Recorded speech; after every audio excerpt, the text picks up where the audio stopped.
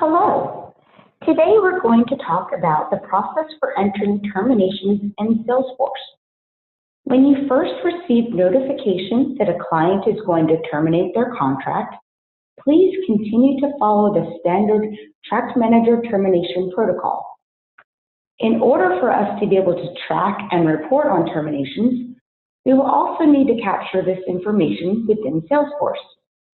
So the first thing you'll need to do is log on to Salesforce and then navigate to the account page for which the contract is terminating.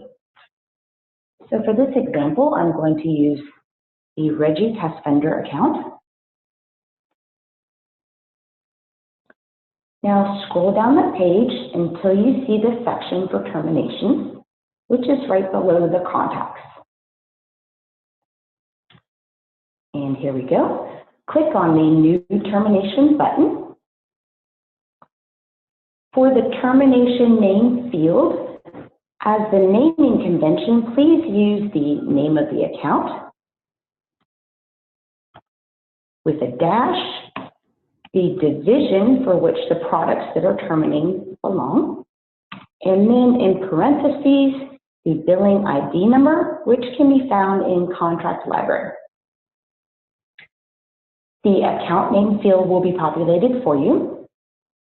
From the division drop-down, select the appropriate division. In the ARR amount field, that should be populated with the most recent annualized billing amount. So for this example, we will say $39,000. Enter the expiration date for the contract.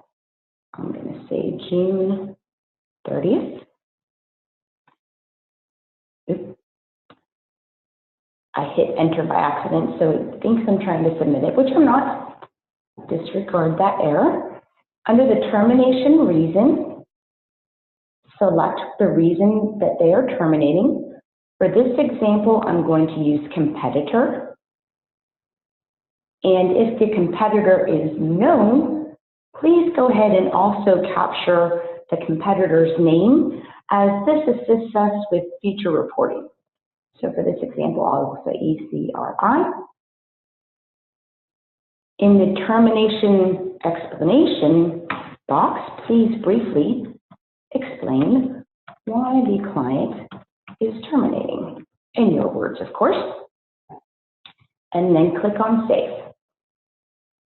Now at this point, we'll mention briefly the termination month that is listed if the date of the contract expiration is the last day of the month.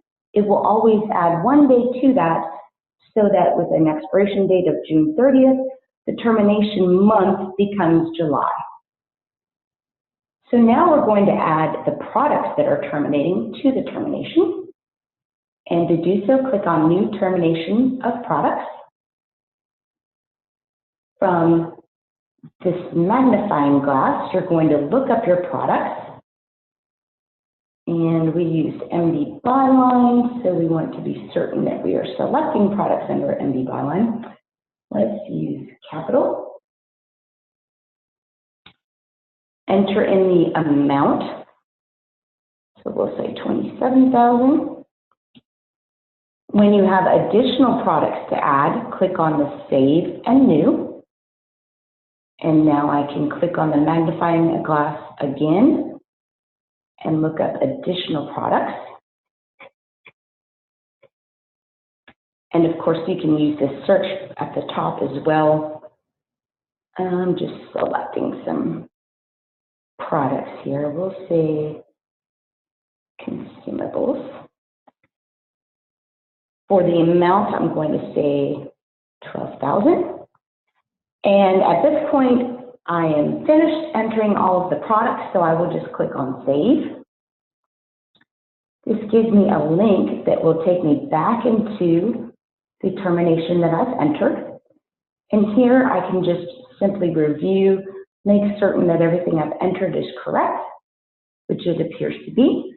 There are my products that are terminating along with the amounts. And I'm finished. It is good to go. Please note that if you have any clients with short-term extensions, you will need to go back into the termination that you've entered in order to update the expiration date as needed. You should receive a notification from Contract Library to inform you of the upcoming expiration date. And that's all there is to it. Please feel free to direct any questions you may have to your manager. Technical issues may be directed to the Salesforce admin. Thanks so much for tuning in.